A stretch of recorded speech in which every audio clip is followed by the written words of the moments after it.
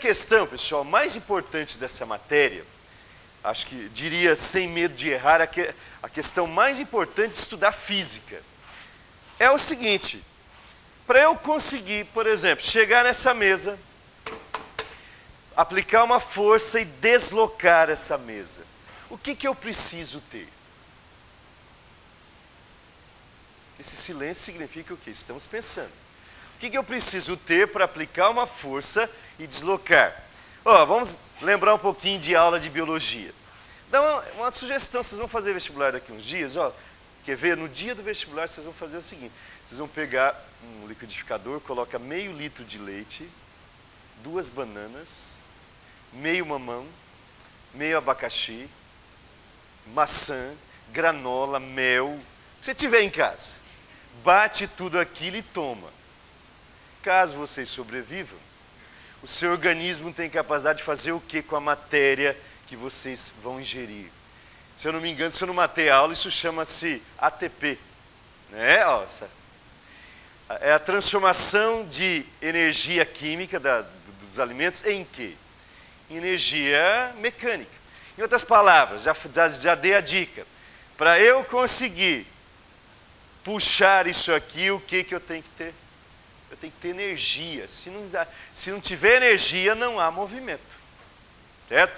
Então, sem medo de errar, a palavra mais importante do estudo da física é exatamente essa. É a palavra energia. Então vamos definir, né, pessoal? Já que nós vamos estudar uma coisa muito importante, ela tem que ter uma definição, o professor tem que escrever. E é aí que eu não sei o que fazer. Porque se vocês pegarem os livros mais conceituados de física e procurar a definição de energia, vocês vão ficar decepcionados. Que vai estar escrito assim, energia, 2 pontos, é um conceito primitivo, ponto final. Vocês entenderam o que é energia? Na verdade, energia é tão complexo, é uma coisa que está envolvida em tanta coisa, que não existe uma definição formal fechada. Depende da situação que você vai analisar. Para nós que estudamos movimento, nós estudamos mecânica, né? Do começo do ano até agora, o nosso negócio é falar de movimento. A energia é o responsável para colocar um corpo em movimento, para cessar um movimento, ou seja, para nós a palavra energia está ligada a movimento, certo? Tanto é que nossa energia de estudo é uma energia chamada energia mecânica, porque não existe só essa. O Lavoisier já dizia que na natureza nada se perde, nada se cria, tudo se transforma. Nessa sala de aula existem várias formas de energia envolvidas. Energia luminosa, energia térmica do ar-condicionado, sonora e movimento, energia mecânica, certo? Mas, pessoal, será que do nada essas lâmpadas se acenderam? É assim que funciona o negócio? Tum, acendeu? Não. O que houve foi transformação de energia, certo? Lá na usina hidrelétrica, a água desceu, girou a turbina, a energia elétrica veio aqui na lâmpada, virou luminosa. Então são várias formas de energia. Então você não tem uma energia, você tem uma transformação. Então na energia mecânica, que é a energia do movimento, né? Isso é importantíssimo. Ela é dividida em 2 partes aqui. A primeira delas chama-se energia cinética.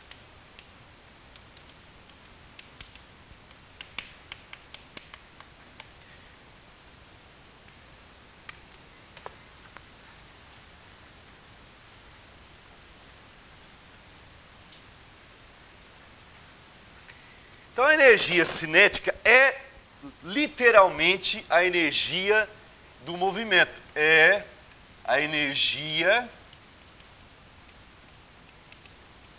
do movimento. Todo corpo que está em movimento,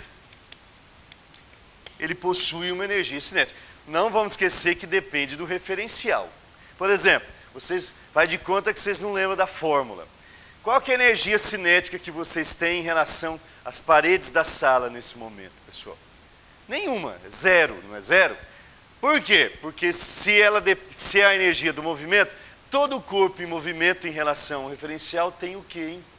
ele tem velocidade. Então é a energia que depende da velocidade. Como é que se calcula? A energia cinética é o produto mv² sobre 2. Massa, velocidade ao quadrado sobre 2. Não vamos confundir com a aula passada, que vocês viram a fórmula mv² sobre R. Vocês lembram o que era isso ou não?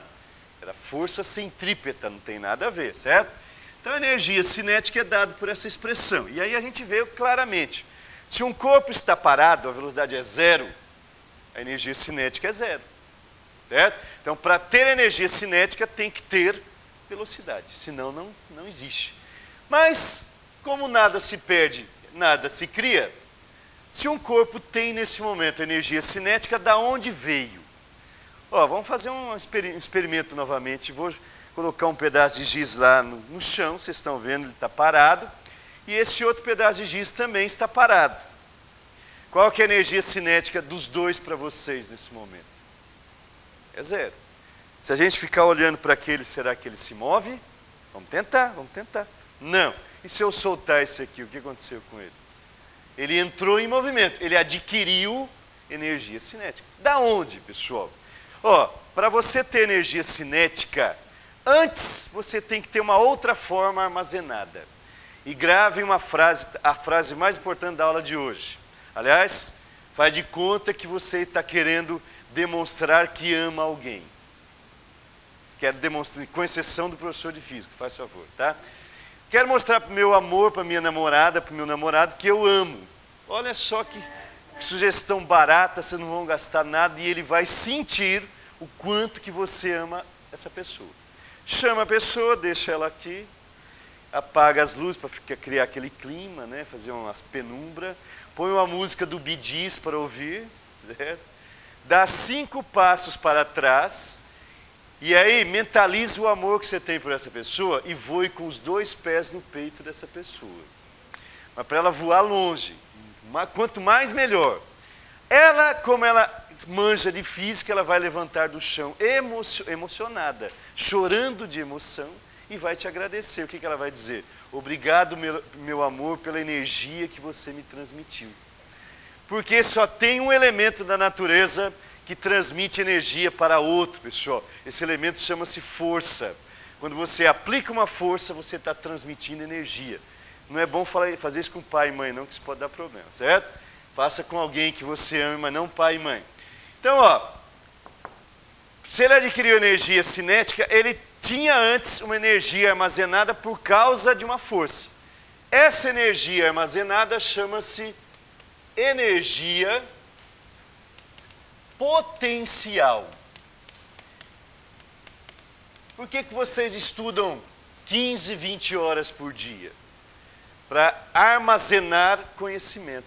Então a gente diz, quando o cara estuda muito, você fala que aquele cara tem muito potencial, que está armazenado dentro dele. Então, uma coisa em potencial é um elemento que está armazenado. Então, energia potencial é uma energia armazenada. Mas veio da onde? De uma força. Quem fornece energia é força. Nós vamos falar de 2 formas de energia potencial aqui, pessoal. Ó, a primeira delas é a energia potencial gravitacional.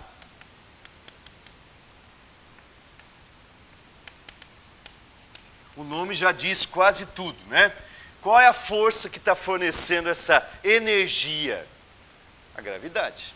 Mas a gravidade atua em movimentos verticais, não é isso? Então, ó, imagine um solo, imagine um objeto a uma determinada altura, nós chamamos de H. Então, ao abandonar, ele começa a se mover porque ele tinha armazenada energia, aí ele começa a se transformar em cinética. A gravidade está empurrando. Então, essa energia potencial é calculada da seguinte maneira: mgh, onde mg é o peso que está sendo aplicado sobre ele.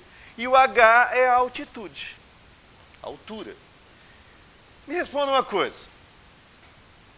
Cair de 1 metro, cair de 10 metros, qual que causa maior estrago? Muito bem, 10 metros. Por quê? Alguém balançou a cabeça que não sabia, então a melhor coisa é fazer a experiência e ver o que acontece, tá? Cair de 10 metros dá mais estrago, pessoal, porque quanto maior a altura, não tem uma história assim, quanto maior a altura, maior o tombo? Isso é física, foi algum físico que falou, certo? Quanto maior a altura, mais energia potencial é armazenada. E quanto mais energia potencial é armazenada, no final eu terei o quê? Mais energia cinética. Faça a experiência se alguém duvidar, certo? Então a energia potencial é proporcional à altura.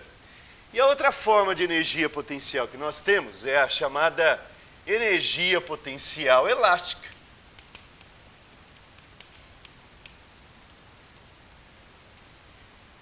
A energia potencial elástica, a palavra elástica deve nos lembrar o que aqui no estudo da mecânica? Uma mola, né? Toda vez que a gente usou esse nome elástica, estava se referindo a uma mola. Então imagine uma mola presa num teto, numa parede, pode ser no teto também. E na outra extremidade nós temos um bloco. E essa mola está na sua posição original. Ela não está nem esticada nem comprimida. Vamos dizer que essa aqui é a posição 0. Você soltou, está lá, fica lá o resto da vida pela lei da inércia. Só que aí eu vou dar aquela esticada na mola. Eu vou puxar o corpo de tal maneira que nós vamos ter aqui uma distância x. Vamos supor que não tem atrito, pessoal. Puxei, soltei. O que vai acontecer? Ela vai começar a se mover. Se ela vai se mover, é porque ela tem energia armazenada. Por que vocês vão tomar aquela vitamina que eu falei? Para armazenar. Se ela tem energia armazenada, vai se transformar em energia cinética, que é a energia do movimento. Mas, será que veio da gravidade essa energia aqui? Não, a gravidade ela empurra verticalmente para baixo. Essa energia veio da famosa força elástica que a gente estudou aí quando você deforma uma mola.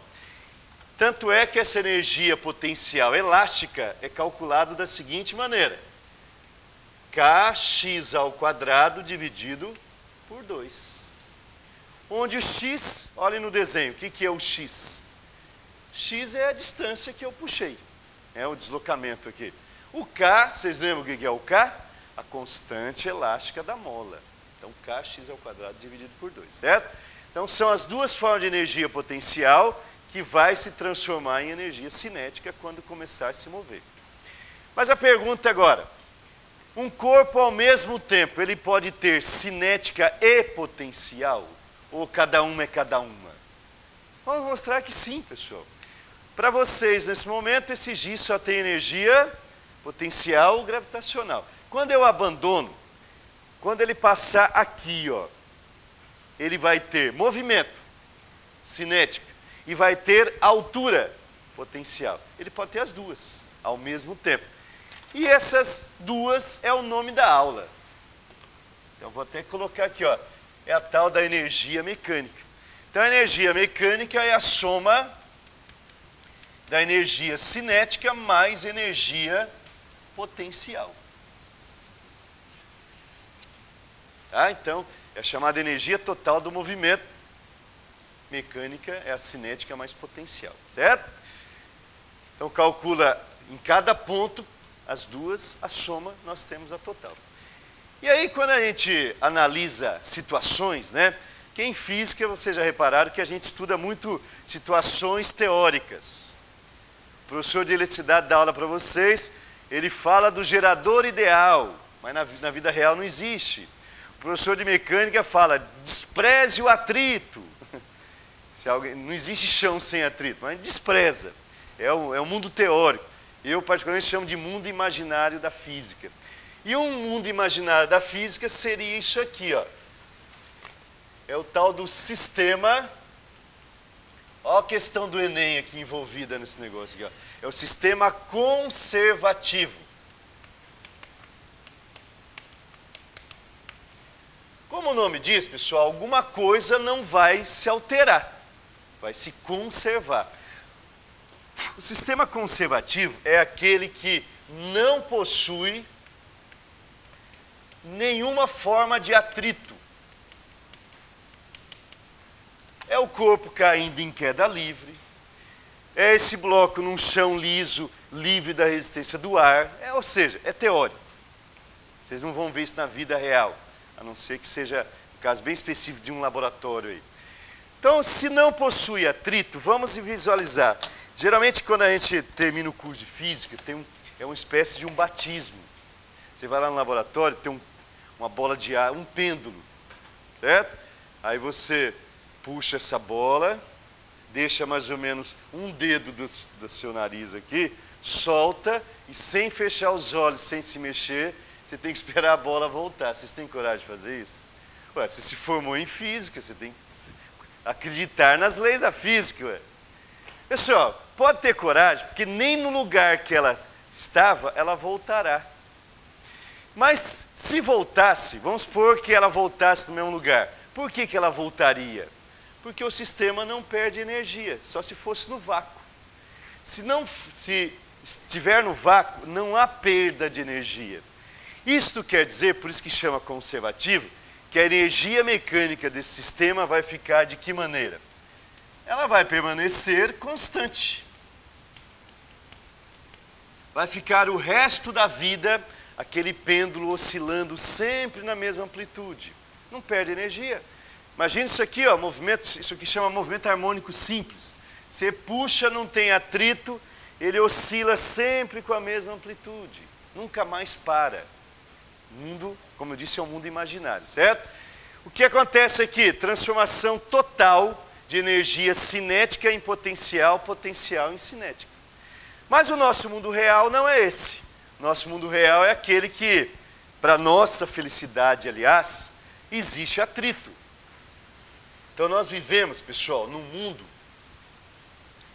chamado sistema dissipativo.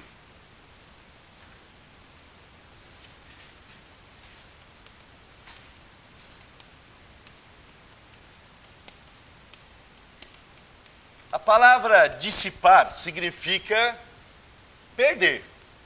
Então, o sistema dissipativo é aquele que possui alguma forma de atrito, é o corpo caindo num lugar que tem ar, né? Tem resistência do ar, é o bloco se movendo num chão áspero. Então, tem alguma forma de atrito. E se tem alguma forma de atrito, a energia mecânica final será menor que a energia mecânica inicial. Há uma redução de energia mecânica. Aí alguém pode levantar a mão injuriado e falar, professor, mas você falou que energia não se perde, só existe transformação. E você está falando que perdeu energia mecânica. Se transformou em outra. Vocês já esfregaram uma mão na outra, certo? Por que esquenta? Parte da energia mecânica, como existe atrito entre as mãos, parte da energia mecânica vira térmica. Certo? Numa batida entre dois carros, parte da energia mecânica vai virar térmica, consequentemente, o deslocamento de ar vira sonora, por isso que tem barulho. Toda colisão faz barulho. Se fosse um sistema conservativo, as colisões não fariam barulho, exatamente porque não perde energia. Ok? Então essa é a diferença entre o mundo ideal e o mundo real.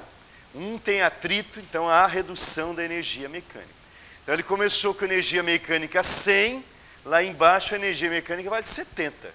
Há uma redução. Se transformou em outra forma de energia, certo? Mas vocês notaram que eu não falei até agora, pessoal, da unidade de energia. Porque toda vez que a gente define uma grandeza física, a segunda coisa que o professor faz é colocar a unidade de medida. Falei de trabalho, já coloquei a unidade de medida. E energia, hein? Eu vou mostrar para vocês por que eu não falei até agora. Existe um teorema, um dos teoremas mais importantes da física, chama-se Teorema do Trabalho e da Energia Cinética. Por ironia, é um teorema tão importante que é provado por um experimento tão simples. Olha só.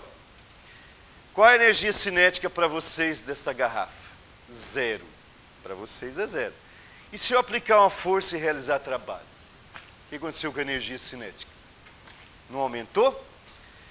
ela vem caindo em queda livre, aumentando a velocidade. Eu vou lá e realizo um trabalho contrário. O que aconteceu com a energia cinética dela? Reduziu a zero. Aumentar, diminuir. Qual é a palavra em física que a gente utiliza para representar o aumento ou diminuição? Que é uma letrinha grega, não é a variação? Então é isso que diz o teorema da energia cinética, o teorema do trabalho e da energia cinética. Diz que o trabalho realizado pela força resultante, nesse caso só tem uma, poderia ter mais. E quando tem mais, você tem que achar a resultante. O trabalho realizado pela força resultante provocará uma variação da energia cinética. Está aqui a prova. Realizou o trabalho, a energia cinética sofreu uma variação. Pessoal, isso é muito importante, chama teorema do trabalho e da energia. E aí a gente vê qual é a unidade de energia no sistema internacional. Trabalho é medido em joules, mas trabalho é igual a energia. Então qual é a unidade de energia no sistema internacional? Joule. Uma coisa só é igual a outra, se elas, em física, fisicamente falando, se elas tiverem a mesma unidade de energia, a mesma unidade de medida, certo? É igual perguntar para vocês, quantas laranjas tem 15 tomates? Fez sentido a frase? Porque são coisas diferentes. Se elas são iguais, elas são iguais. 15 laranjas, igual a 15 laranjas, ou seja, é a mesma coisa, certo? Então a unidade de medida de qualquer forma de energia é joule também, beleza? Então essas são as grandezas fundamentais aí. Então não se esqueça que energia é uma entidade que se transforma em realização de trabalho. Por isso que tem a mesma unidade de medida, certo?